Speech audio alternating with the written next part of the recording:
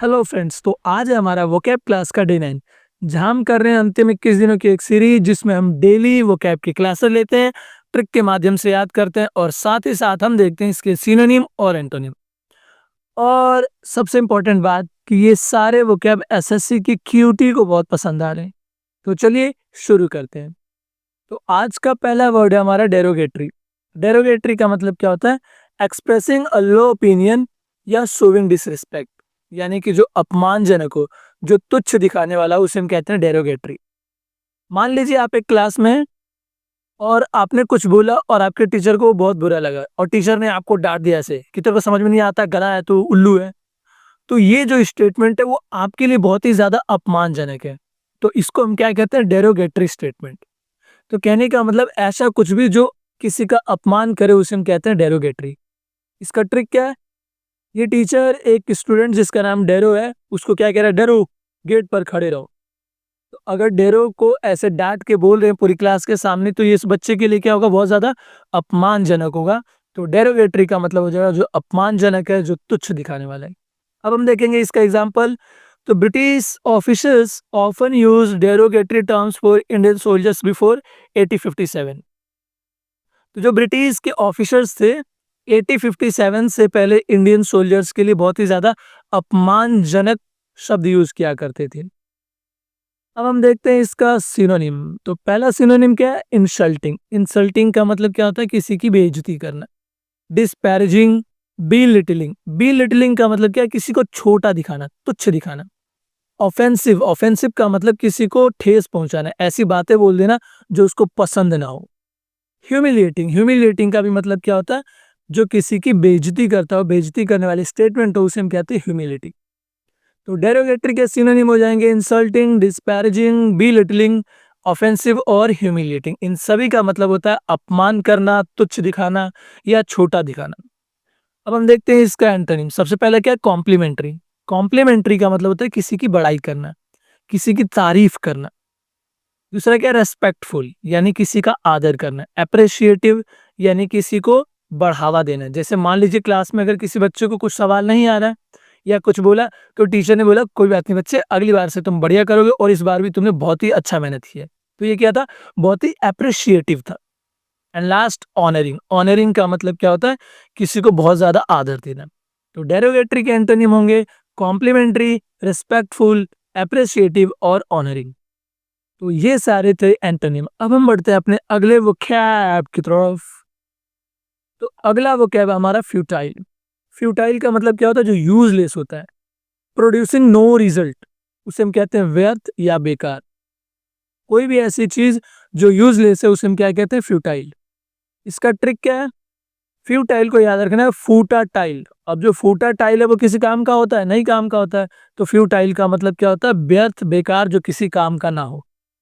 अब हम देखेंगे इसका example. Trying to break diamond with a hammer is futile, यानी कि हीरे को हथौड़े से तोड़ना बिल्कुल भी बेकार काम है, व्यर्थ काम है, वो किसी काम का नहीं। क्यों? क्योंकि नेचुरली जो सबसे स्ट्रॉन्ग मटेरियल, नेचुरली जो सबसे स्ट्रॉन्ग चीज पाई जाती है नेचर में वो क्या है? डायमंड। और इसको हथौड़े से तोड़ना क्या है? बेकार का काम है, व्यर्थ काम है, फ्यूटाइल वर्क है। अब हम देखते हैं इसका सिनोनिम। तो सबसे पहला क्या? यूजलेस। यूजलेस का मतलब क्या होता है? जो किसी काम का ना हो, बेकार हो। Pointless, same. इनइफेक्टिव का मतलब जिसका कोई प्रभाव ना हो। होपलेस, जिसमें कोई आशा ना हो। तो जो किसी भी काम का नहीं होता है उसे हम कहते हैं फ्यूटाइल और इसके सिनोनिम होते हैं यूजलेस, पॉइंटलेस, इनइफेक्टिव और होपलेस। अब हम देखते हैं इसके एंटोनिम। पहला क्या? इफेक्टिव। इफेक्टिव का मतलब बहुत ज्यादा प्रभावी, जैसा कि ये क्लास, ये जो क्लास है वो बहुत ही ज्यादा इफेक्टिव है। फ्रूटफुल है। फ्रूटफुल यानी कि इसका कुछ ना कुछ नतीजा मिलेगा आपको एग्जाम में, इससे उठ के सेम क्वेश्चन आएंगे और आपको बहुत अच्छा लगेगा। वर्थवाइल यानी जिसकी कोई कीमत हो, जो बहुत ज्यादा यूजफुल हो। प्रोडक्टिव का मतलब क्या होता है? जो काम करने से या कोई भी एक्शन करने से जो आपको प्रोडक्ट दे, कुछ सामान दे, कुछ अच्छा आपको प्राप्त मिले, चाहे वो स्किल हो, नॉलेज हो, कुछ भी हो, तो वो क्या होता है? प्रोडक्टिव। सक्सेसफुल का मतलब क्या होता है? जिसमें सफलता मिले। तो ये सारे थे एंटोनिम किसके? फ्यूटाइल के। पहला क्या? इफेक्टिव, दूसरा फ्रूटफुल, फिर वर्थवाइल और प्रोडक्टिव और सक्सेसफुल। तो ये सारे थे फ्यूटाइल के एंटोनिम। अब हम बढ़ते हैं अपने अगले वोकैब की तरफ। तो अगला vocab है हेजिटेट, और ये वर्ड आप लोग सुने होंगे।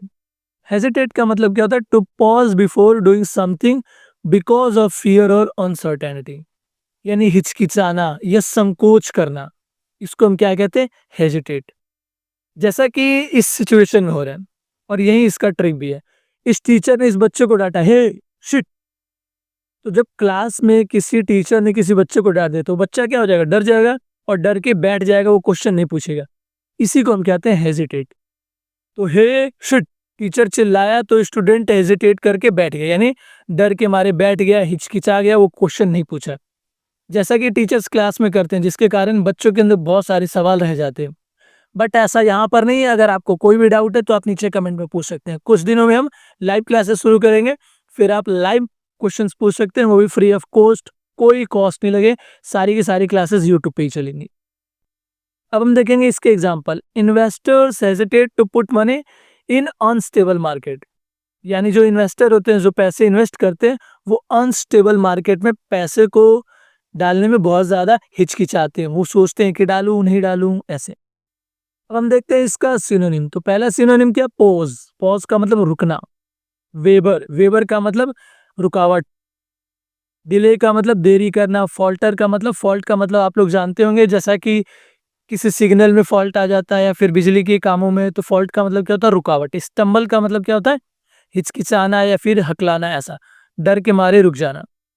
तो ये थे हेजिटेट के synonym: pause, waver, delay, falter और स्टम्बल।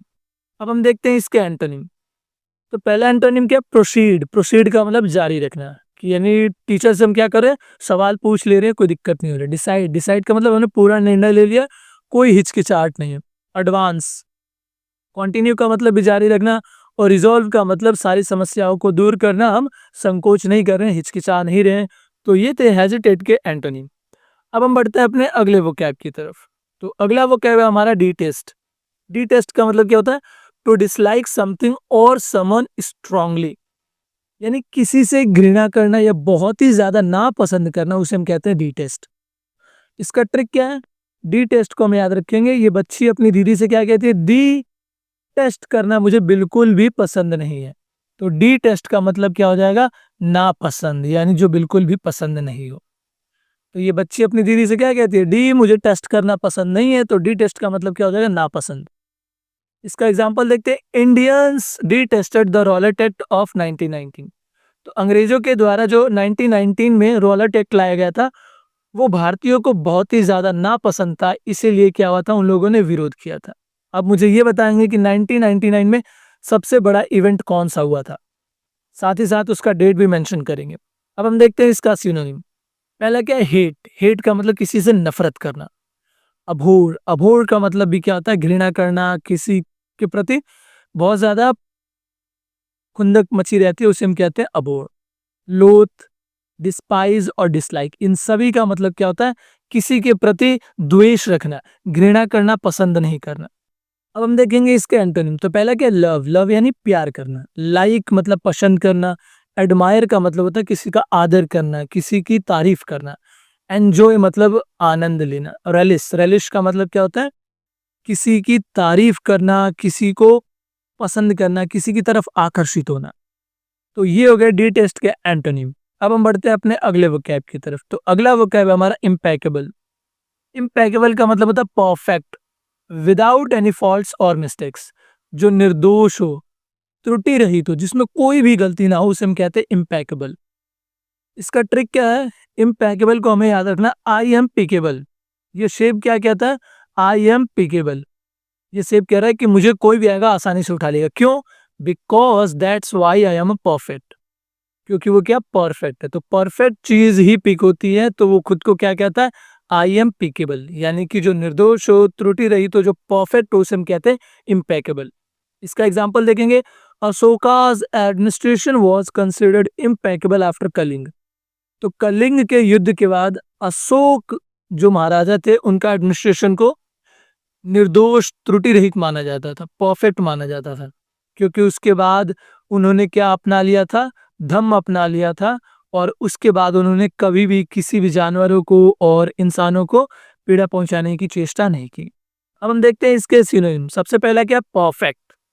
परफेक्ट का मतलब एकदम परफेक्ट यानी इम्पेकेबल। फ्लॉलेस, फ्लॉलेस, फ्लॉ का मतलब होता है गलती और लेस का मतलब जिसमें ना हो, तो त्रुटि रहित को हम कहते हैं फ्लॉलेस। एररलेस सेम, एरर का मतलब गलती और लेस जिसमें ना हो। स्पॉटलेस, स्पॉट का मतलब होता है दाग, जिसमें दाग ना हो, कोई गलती ना हो। Similarly faultless.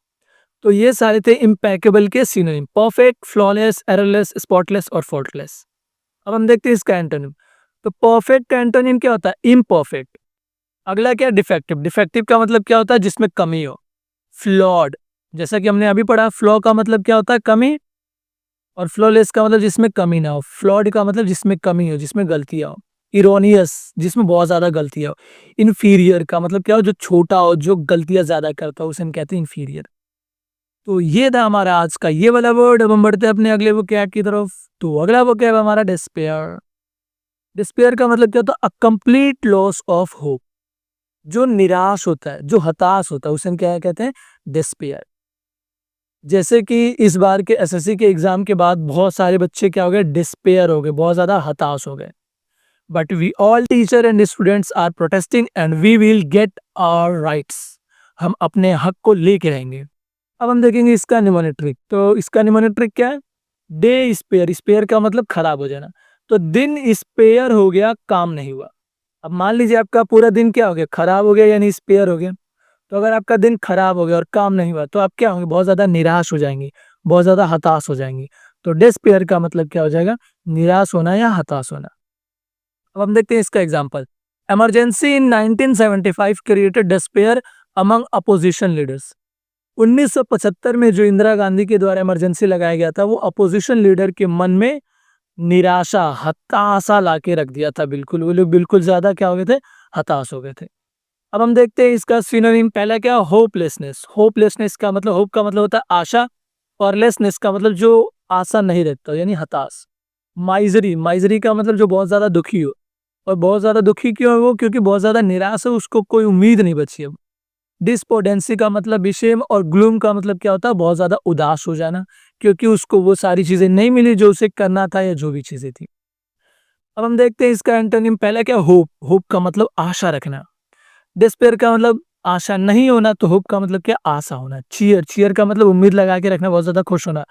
ऑप्टिमिज्म का मतलब क्या होता है, जो आशा रखता है।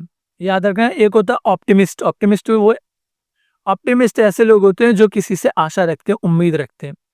कॉन्फिडेंस का मतलब क्या, खुद में बिलीव रखना कि yes we can do it, हम प्राप्त करके रहेंगे जो हमें चीजें चाहिए। एनकरेजमेंट यानी कि जिसके अंदर क्या हो, बहुत ज्यादा साहस हो। एनकरेजमेंट देना यानी कि साहस देना, मोटिवेट करना, इसको हम क्या कहते हैं, डिस्पेयर का एंटोनिम। तो होप, चीयर, ऑप्टिमिज्म, कॉन्फिडेंस और एनकरेजमेंट होते हैं डिस्पेयर के एंटोनिम। अब हम बढ़ते हैं अपने अगले वो कैब की तरफ। तो अगला वो कैब है हमारा इम्पीड। इम्पीड का मतलब क्या होता है, टू डिले और प्रिवेंट समवन और समथिंग बाय obstructing देम, यानी रोकना या बाधा डालना, इसको हम कहते हैं इम्पीड। जैसा कि इस बार एसएससी कर रही है, एग्जाम का सेंटर दे दे रही है, और फिर जब बच्चे वहां जा रहे हैं तो कह रहे हैं कि एग्जाम कैंसिल हो गया। तो वो क्या कर रही है, इम्पीड कर रही है, रोक रही है, बाधा डाल रही है। अब हम देखते हैं इसका निमोनिक ट्रिक। तो निमोनिक ट्रिक को हम कैसे याद रखेंगे, इम्पीड को इन पीड़ा, पीड़ा यानी कि दर्द, ये पीड़ा रुकावट डाल रही है। जैसे इस व्यक्ति को क्या हो गया, पीड़ा इस पैर में, बहुत ज्यादा चोट लग गया, तो इसके गेम में ये क्या करे, रुकावट डाल रही है। तो इम्पीड का मतलब क्या हो जाएगा, रुकावट या बाधा डालना।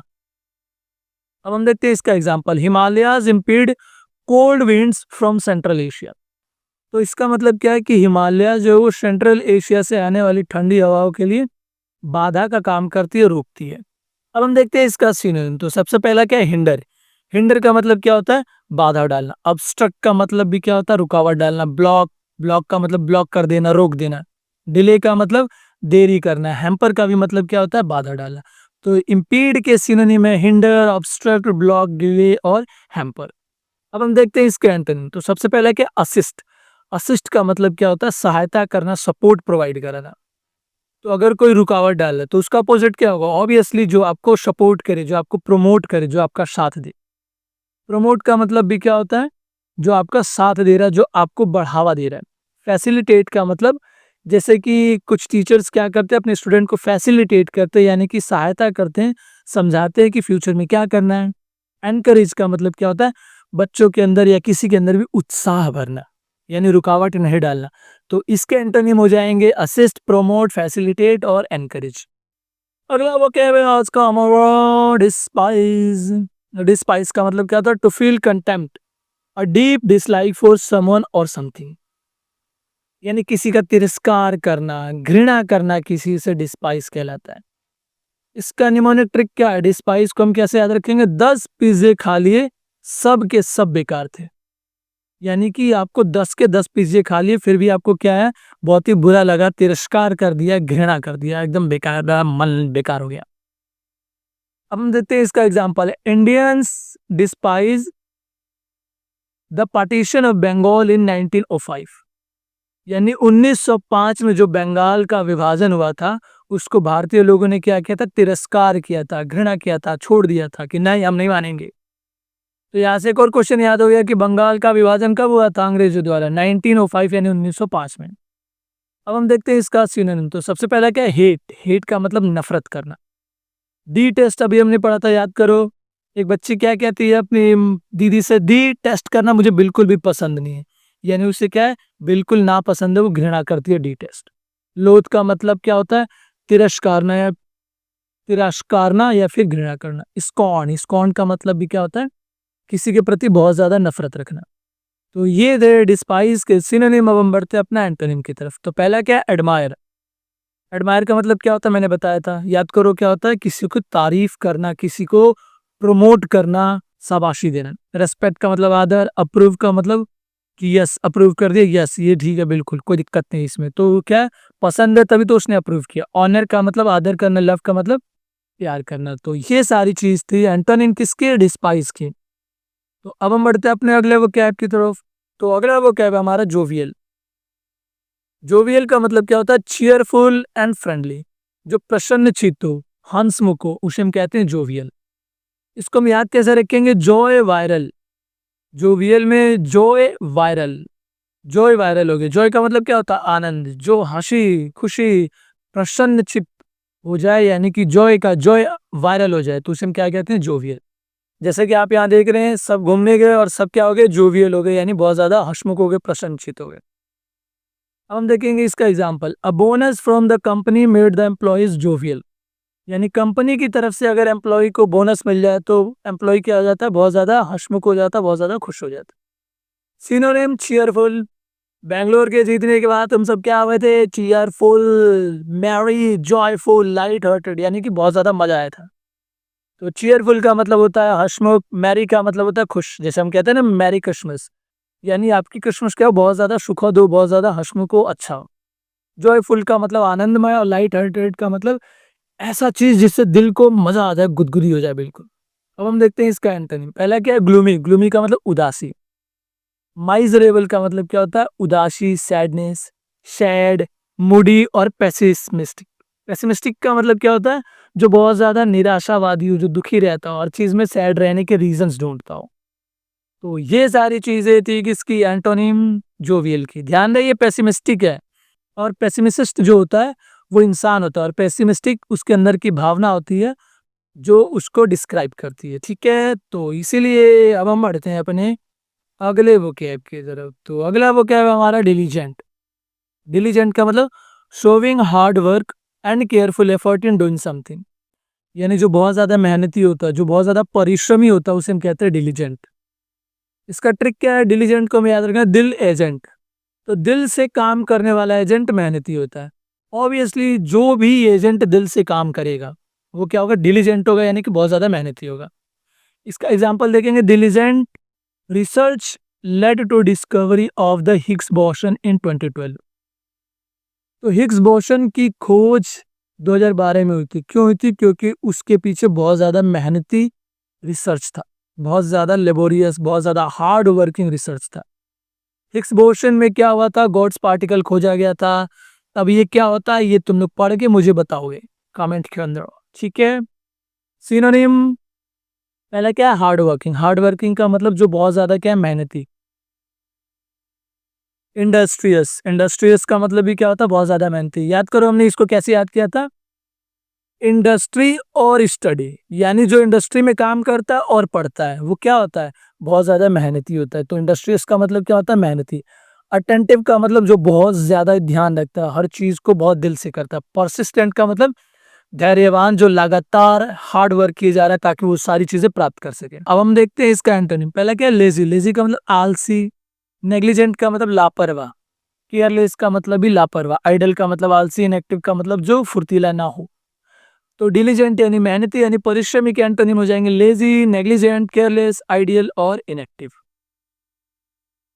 अब हम बढ़ते हैं अपने अगले वोकैब की तरफ। Oh wow! तो अब हमारा वोकैब खत्म हो गया है। तो अब यहाँ ध्यान से सुनेंगे। तो इन सारे क्वेश्चन को करने से पहले आपके लिए एक सलाह। तो आप सभी इस सलाह को मानिए। आप सारे के सारे वीडियोस को रिवाइज कीजिए। कैसे रिवाइज करेंगे आप? वीडियो को म्यूट कर दीजिए और फिर खुद ही बोलिए उन सारे वर्ड्स को, उसका मीनिंग क्या होगा, मैंने ट्रिक क्या बताया था। इससे जब आप खुद से बोलेंगे तो आपके दिमाग में वो सारी चीजें जाके बैठ जाएंगी। आप ये काम सुबह कीजिए, शाम कीजिए, कभी भी कीजिए, बट एक बार कर लीजिए। एक बार मेरे साउंड के साथ आपने वीडियो देख लिया और एक बार बिना साउंड के आपने देखना है, ये रिवाइज करना है। अब हम देखते हैं इसका पहला क्वेश्चन क्या है? Which of the following is opposite to derogatory? Opposite का मतलब क्या होता है? जो उल्टा हो। तो डेरोगेटरी का अपोजिट क्या होता है? तो हमने याद कैसे किया था कि एक टीचर अपने स्टूडेंट डेरो को क्या कहता है? डेरो, गेट पर खड़े रहो। तो ये जो स्टेटमेंट है वो बहुत ज्यादा अपमानजनक है, ह्यूमिलिएटिंग है, इंसल्टिंग है, ऑफेंसिव है। तो डेरोगेटरी का अपोजिट पूछ रहा है। ऑफेंसिव का मतलब क्या होता है? जो ठेस पहुंचाता है। तो ये तो बिल्कुल नहीं होगा।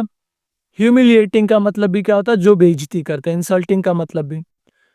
तो इसमें क्या पूछा? अपोजिट। तो डेरोगेटरी का अपोजिट क्या हो जाएगा? कॉम्प्लीमेंट्री, जो आपकी बड़ाई करता है, जो आपकी तारीफ करता है।